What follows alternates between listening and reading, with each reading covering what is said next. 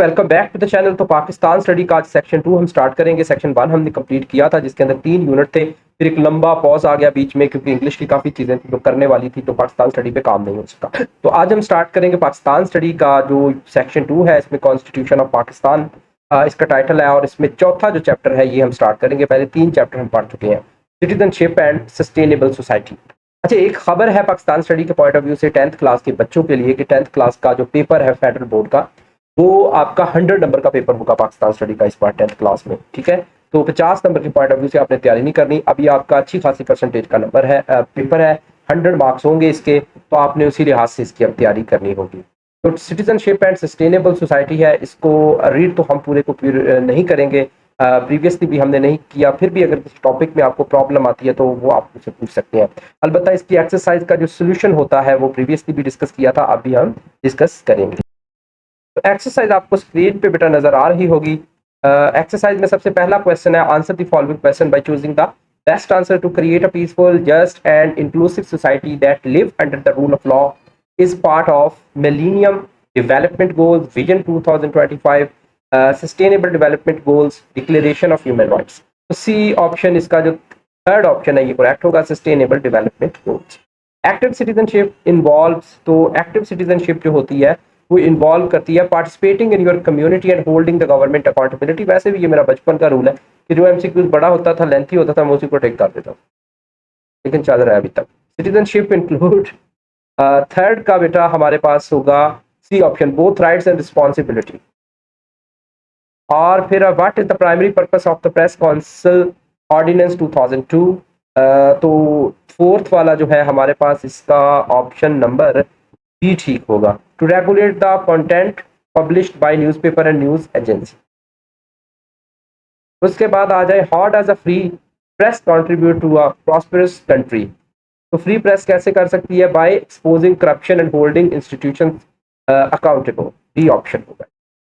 Sixth वाला आ जाए, the rule of law means the government can make up its own rules. Rule of law mean होगा everyone including the government follows the law. What is challenge that social media echo chambers pose for digital citizenship? तो ये हमारे पास इसका होगा, they limit users exposure to diverse information. The chapter mentions that the cultural values can influence what is considered obscene. What does this guess about digital communication? तो इसका जो है 8 number वाला हमारे पास इसका डी ऑप्शन जो है, digital citizens should be aware of cultural differences when communicating online. 9 number है, a child born in the United States to non-citizen parents would automatically acquire citizenship under which of the following principle? So this principle will be yes solely right of soil. ठीक हो गया। Some who wants to become a citizen of Pakistan but was not born there and does not have Pakistani parents would most likely apply for citizenship through which method? तो उसके लिए जो method है वो naturalisation method जो है वो काम करेगा। नेक्स्ट है हमारे पास short question, what is the significance of the rule of law as a fundamental principle of a democratic state. As usual हमने इनके आंसर जो है वो आप लोगों के लिए लिखे हुए हैं, तो देखते हैं इनके answers. Answer the following question, what is the significance of the rule of law as a fundamental principle of a democratic state. तो fundamental principle of a democratic state जब हम देखते हैं, so the rule of law is crucial for democracy because it ensures that everyone, including powerful government leaders, must follow the same rules. It builds a fair and honest society, prevents leaders from abusing their power, and safeguard the basic right and freedom of the ordinary citizens. ठीक हो गया। उसके बाद है जी हमारे पास what method can be proposed to enhance the law and order situation in Pakistan। कौन कौन से तरीके हैं जो लॉ एंड ऑर्डर की सिचुएशन को इनहेंस करते हैं, बढ़ाते हैं। So to improve law and order in Pakistan, the following steps can be taken. Making sure courts work independently without outside pressure. Court आपका independently काम करता हो. Training and hiring more qualified people seats पे बैठे हो. Teaching citizens about their legal rights and responsibility. अपने शहरियों को legal right and responsibility का knowledge देना. Simplifying and speeding up legal procedures. Legal procedure को simplify करना और उनको continuity देना. उसके बाद fifth number, encouraging local communities to work together with police to prevent the crime। Police के साथ लोकल कम्युनिटी मिलकर काम करे। तीसरा क्वेश्चन है जी, why is citizen participation in community service or volunteer work important? Volunteering is important because it unites people। voluntarily जब आप काम करते हैं अपने इरादे से जब आप किसी भी फलाह बहबूद के काम में पार्टिसिपेट करते हैं तो सबसे पहले तो लोग जुड़ जाते हैं, क्रिएट स्ट्रॉन्ग सोशल बॉन्ड्स, तो एक अच्छा बॉन्ड बनता है सोशली, सॉल्व लोकल प्रॉब्लम्स, आप इसको पॉइंट में भी लिख सकते हैं, द गवर्नमेंट माइट मिस, ठीक है, जो गवर्नमेंट से मिस हो जाते हैं वो आप अपने इंडिविजुअली सॉल्व कर लेते हैं। When citizen volunteer they donate their time and talents to help improve local schooling, public health care and the environment। ठीक हो गया। जब वॉलंटियरली वो पार्टिसिपेट करते हैं तो वो फिर बेदरेग बिला नागा या फिर बगैर किसी बहाना बनाए वो काम करते हैं। This team work makes life better for everyone and teaches people to care for one another, तो लोगों को एक दूसरे के साथ मोहब्बत का जज्बा पैदा करते हैं। नेक्स्ट है जी, what are the articles defining justice and equality. कौन से आर्टिकल है जो जस्टिस एंड इक्वालिटी को डिफाइन करते हैं? UDHR article 1, UDHR article 7, ICCPR article 26 and US constitution 14th amendment और इंडियन कॉन्स्टिट्यूशन आर्टिकल 14। ये वाले वो आर्टिकल्स हैं जो जस्टिस एंड इक्वालिटी को मेंशन करते हैं। आगे थोड़ी थोड़ी डिटेल भी प्रोवाइड की हुई है, उसको आपने रीड कर लेना है। उसके बाद how do immigration and marriages affect citizen status. Citizen status can change through these 3 life. पहले तो immigration, moving permanently to a new country allows you to apply for citizenship naturalization after living there for a certain period, learning the language and passing local civic requirement। जो भी civil requirement होती है वो पास करना और वहां पर citizenship इख्तियार कर लेना, दैट इज इमिग्रेशन। उसके बाद immigration, leaving your home country to live elsewhere does not automatically cancel your original citizenship. इसमें आपकी ओरिजिनल सिटीजनशिप जो है वो कैंसिल नहीं होती, वो उसी तरह परस्यू रखेंगे आप। How it depends on the local laws, some countries force you to give up your citizen. कुछ कंट्रीज कहती हैं कि पीछे से अपनी सिटीजनशिप कैंसिल कर दें और you get a new passport, तो आपको नया पासपोर्ट आगे से इसलिए इसी के बाद मिलेगा। While others allow you to keep both, ठीक है। Marriage, marrying someone from another country can offer a faster, easier path to getting legal residency or citizenship in your spouse homeland। तो आप अपने हस्बैंड के, आप अपनी बीवी के मुल्क में आसानी से सिटीजनशिप जो है वो हासिल कर सकते हैं। फिर question number 6, why are a free press, justice and equality important for a prosperous country. A country cannot thrive without a free press। Free press नहीं होगी, मीडिया आज़ाद नहीं होगी तो जस्टिस के लिए ये ज़रूरी है, एंड इक्वालिटी जो है वो किसी मुल्क के लिए ज़रूरी है, फ्री प्रेस ज़रूरी है, जस्टिस ज़रूरी है। ये 3 एलिमेंट जो होते हैं गारंटी होते हैं किसी भी fairness and equal opportunities for the everyone. Free press क्या करती है? जो free press keeps the citizen informed and expose corruption by holding powerful leaders accountable. ठीक हो गया। उसके बाद जस्टिस क्या करता है? Protect human rights. आगे आप पढ़ लीजिएगा जस्टिस का, आपको पता है क्या करता है, पीस क्रिएट करता है। इक्वालिटी क्या करती है कि हर बंदे को इक्वल मौका देती है ताकि वो कामयाब हो सके, ग्रो कर सके। उसके बाद क्वेश्चन नंबर 7 है, how the concept of limited resource act as a barrier to achieving both justice and equality. How might this challenge be addressed in a way that respect both these ideals. तो वो कहता है कि कैसे limited resources का जो concept है वो एज अ बैरियर कैसे वो है वो अचीव करेगा जस्टिस एंड इक्वालिटी। ठीक है, बैरियर के तौर पर जस्टिस और इक्वालिटी के रास्ते में लिमिटेड रिसोर्सेज की जो टर्म है ये कैसे खड़ी है, और how might this challenge to address in the way that respects both ideal. दोनों की रिस्पेक्ट को मलूज़े खातर रखते हुए इसको कैसे चैलेंज किया जा सकता है। तो when a government runs low on money, जब भी किसी गवर्नमेंट के पास पैसा कम होता है, स्पेस कम होती है, सप्लाई कम होती है, it is forced to make tough choices about who gets help. ठीक हो गया। तो वो फिर टफ चॉइसेस करते हैं कि किसको हेल्प मिलेगी। This scarcity makes it hard to give, scarcity कमी को बोलते हैं, to give everyone equal access to good schooling, health care and legal aid। तो फिर ये कमी हर किसी को अच्छी तालीम, अच्छा हेल्थ और अच्छी स्कूलिंग नहीं दे पाती। तो बैरियर टू जस्टिस, कैसे बैरियर जस्टिस के रास्ते में ये बैरियर कैसे है, पहले तो ये देखेंगे। लो फंडिंग हो तो means poor people often can not afford good lawyers, तो अच्छे लॉयर्स नहीं मिलते, अच्छा इंसाफ नहीं मिल पाता। ठीक है। तो barrier to equality, where resources are scarce, needy and marginalised groups are often left behind. जब रिसोर्सेज कम होते हैं तो बराबर की चीजें जो है वो तकसीम नहीं की जा सकती। How to fix this problem, अगला क्वेश्चन जो है हमारा उसका आंसर है कि इसको फिक्स कैसे करेंगे।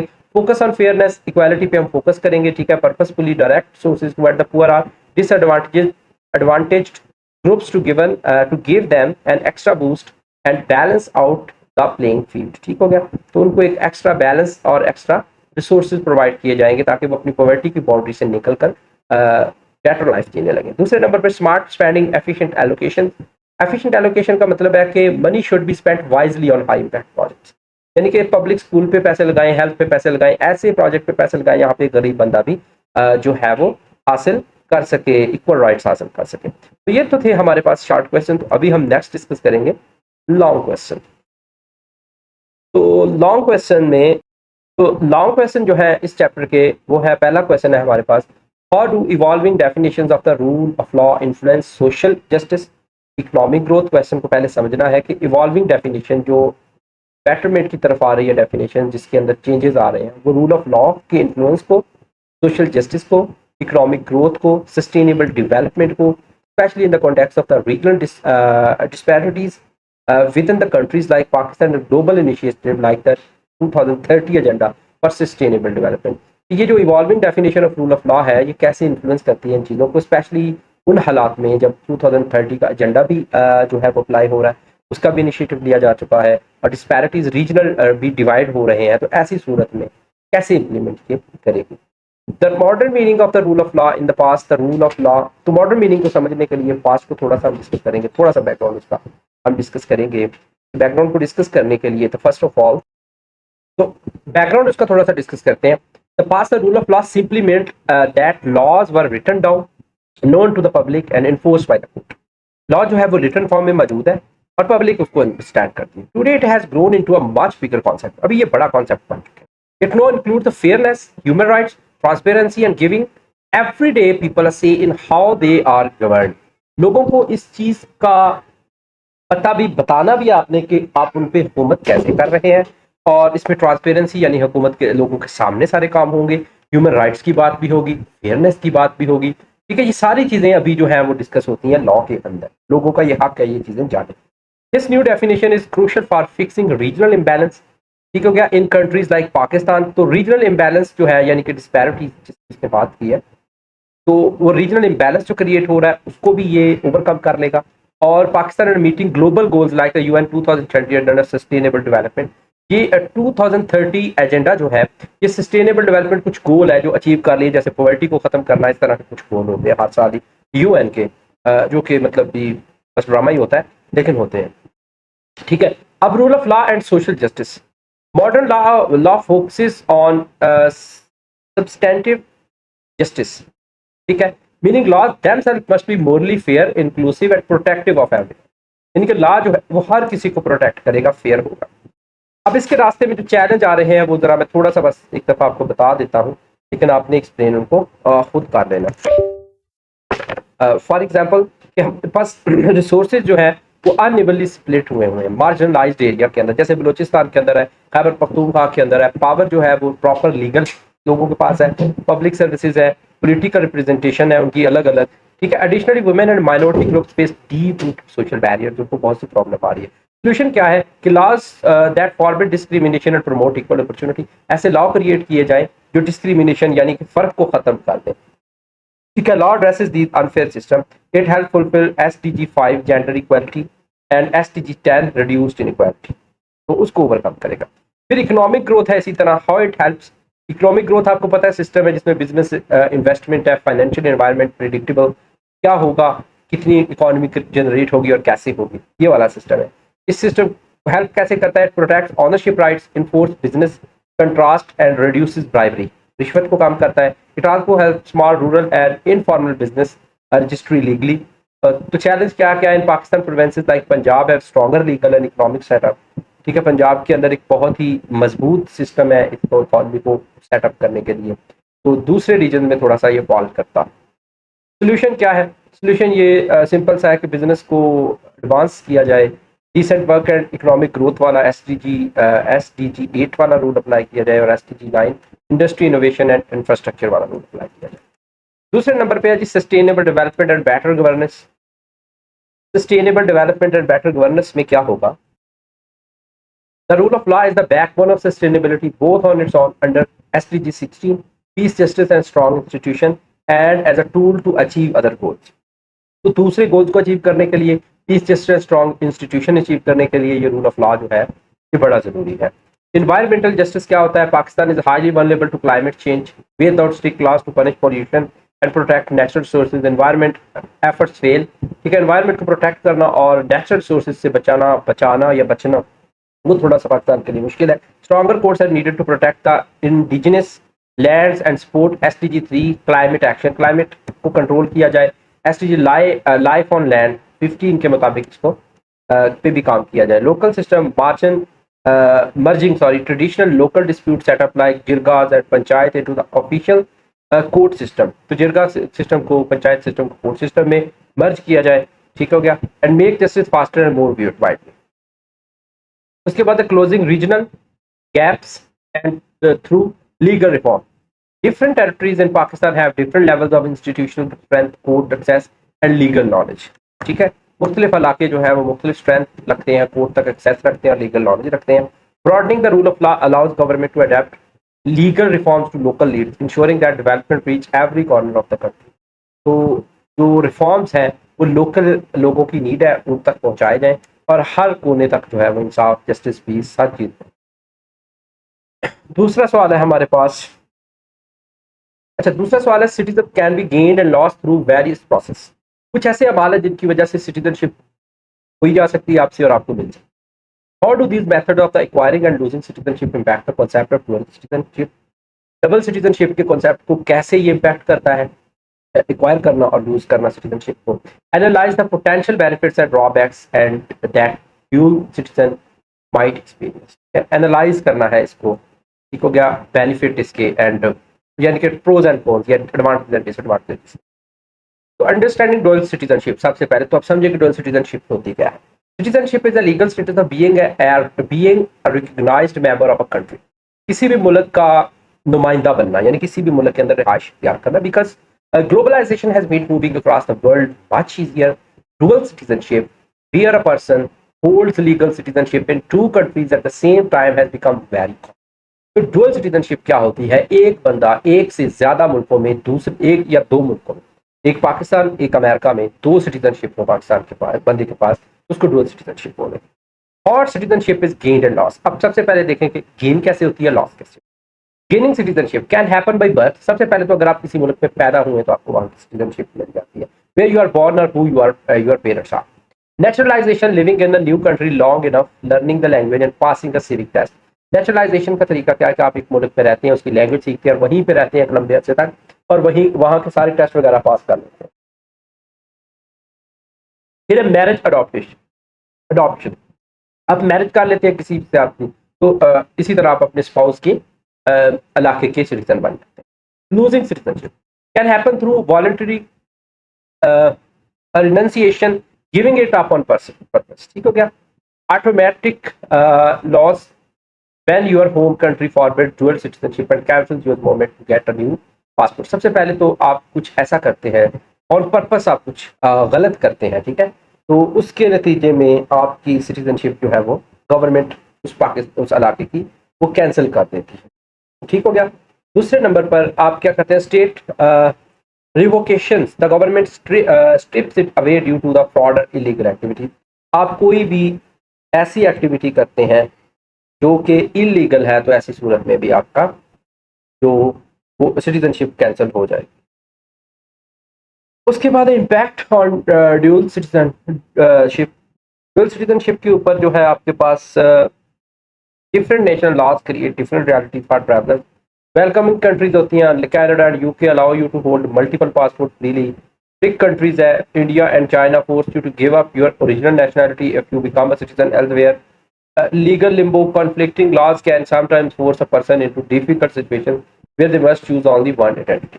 ठीक है, तो ये कुछ जगहों पे कुछ वेलकमिंग कंट्रीज है जो दोनों तरफ आपको अलाउ कर देती है, कुछ स्ट्रिक्ट है और कुछ जो है वो conflicting laws can some force a person into difficult situation where they must choose only one identity.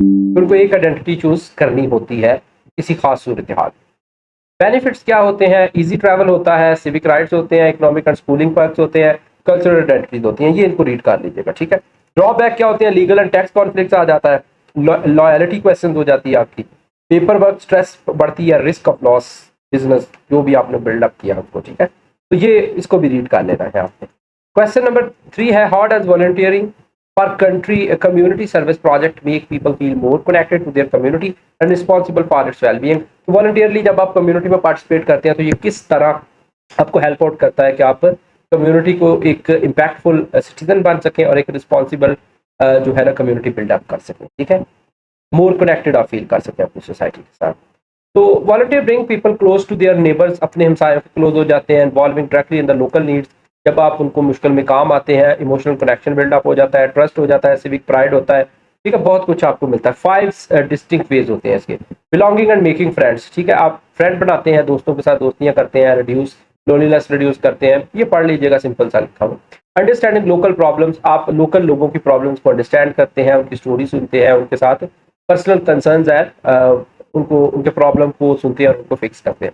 Feeling empowered, giving time and effort proves to volunteer that their actions can make a real difference.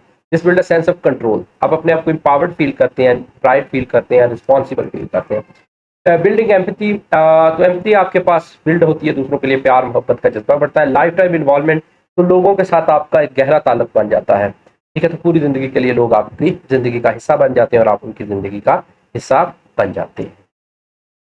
उसके बाद जी चौथा question है, describe the challenges associated with digital citizenship in the context of media influence. Explain how a responsible digital citizen can address these challenges.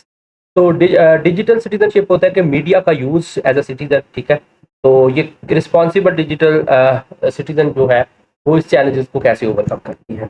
तो digital citizenship and media challenge, सबसे पहले तो definition देखें। Digital citizenship means using technology and internet safely, responsibly and ethically.